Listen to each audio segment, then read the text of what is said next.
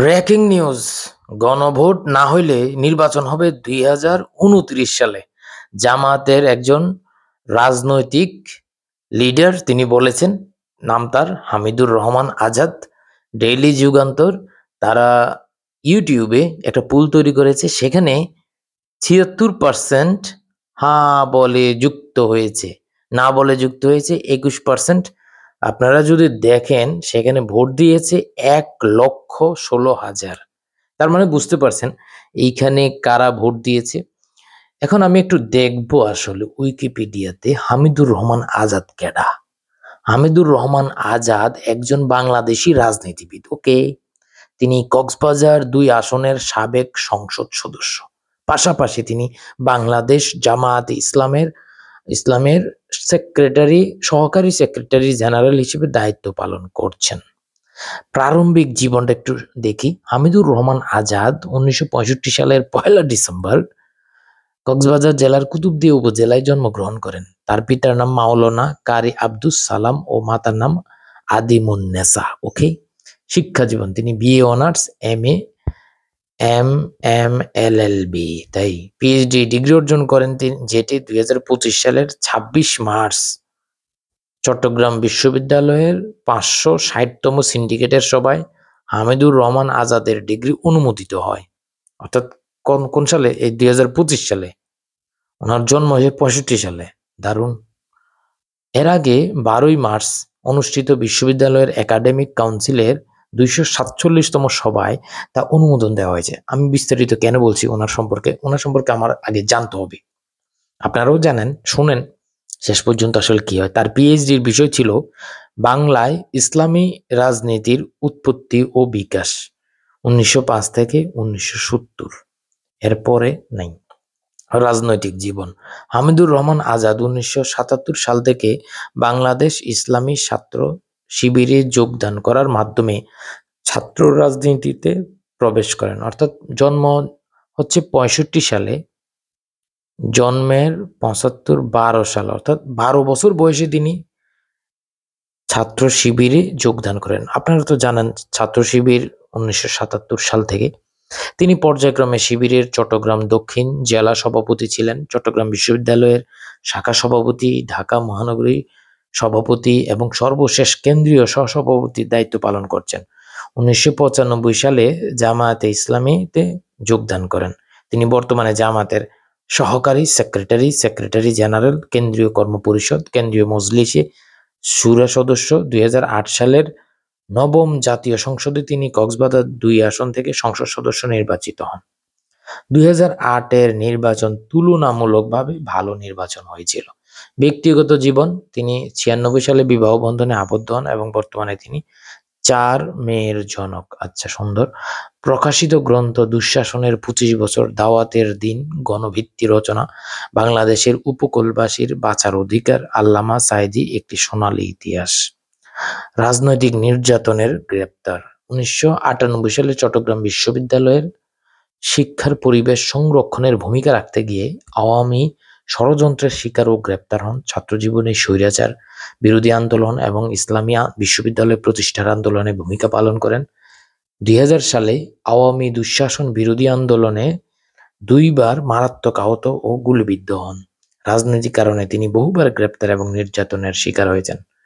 ওনার সম্পর্কে এতটুকুই জানা যায়, আর কিছু জানা যায় না। তিনি কি বলেছেন? তিনি বলেছেন গণভোট যদি না হয় তাহলে নির্বাচন হবে 2029 সালে। আমি এখানে একটা জিনিস কম্পেয়ার করব, সেটা হচ্ছে 2014 সালে যখন অর্ধেক নির্বাচন হলো না, তখন স্বাস্থ্যমন্ত্রী নাসিম, মনে করেন ভালো করে, স্বাস্থ্যমন্ত্রী নাসিম তিনি বলেছেন যে 2019 সালের আগেই আর কখনো নির্বাচন হবে না। তারপর আপনারা তো দেখতে পেয়েছেন বাকি মন্ত্রী এমপিরা এত ফলাভাবে বলা শুরু করলো, তাদের কথাগুলো আবার সংবাদ মাধ্যমগুলো এত বেশিভাবে প্রচার শুরু করলো, মনে হলো যে আর নির্বাচন হবে না। কিন্তু কথা ছিল ওই নির্বাচনের 3 মাস পরে আবার নির্বাচন হবে। কিন্তু শেখ হাসিনা সেটা কন্টিনিউ করেছে এবং নির্বাচন দেয় নাই। 18 সালে কি করেছে? রাতের ভোট। এবং 24 সালে কি করেছে? দামি নামি স্বামী যা বলেন।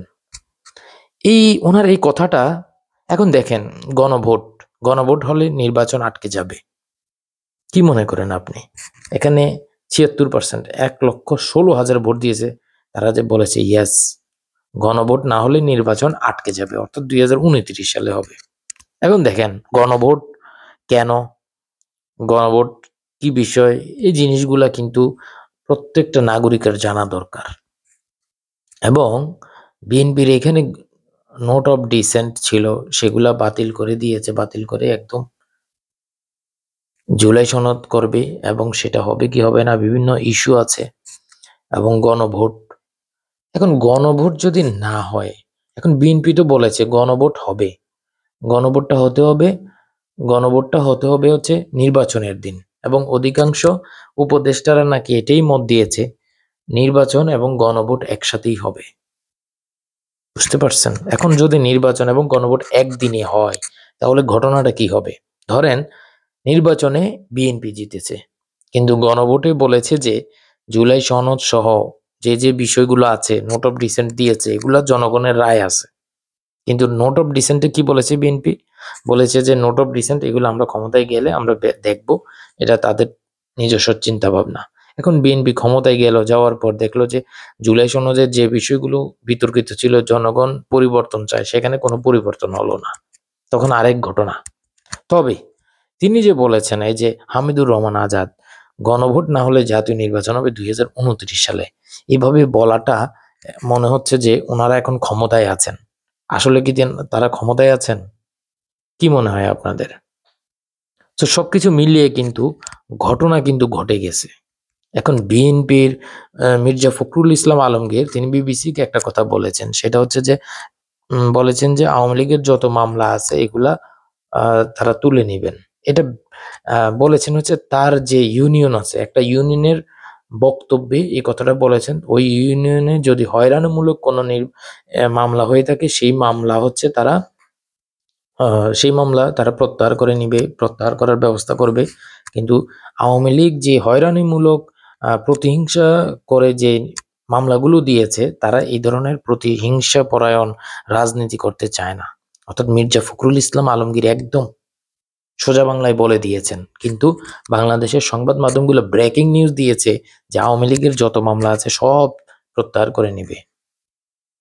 দেখেন আমাদের যে সাংবাদিকেরা মানে মূল ঘটনা তুলে ধরার কথা ছিল, তারা কিন্তু এমন ভাবে করছে মনে হয় যে কালকেই আওয়ামী লীগ চলে আসবে, আর কালকেই আওয়ামী লীগের সব মামলা তুলে নিবে। জনগণের কাছে এই বার্তা দেওয়ার চেষ্টা করেছে সংবাদ মাধ্যমগুলো। কোথায় যাবেন আপনি? কার কাছে যাবেন? যাই হোক, আপনাদের কাছে কি মনে হয়? গণভোট গণভোট যদি না হয়, আসলে কি নির্বাচন 2029 সালে চলে যাবে? কি মনে হয়? আমার তো মনে হয় নির্বাচনের গতিতেই হবে।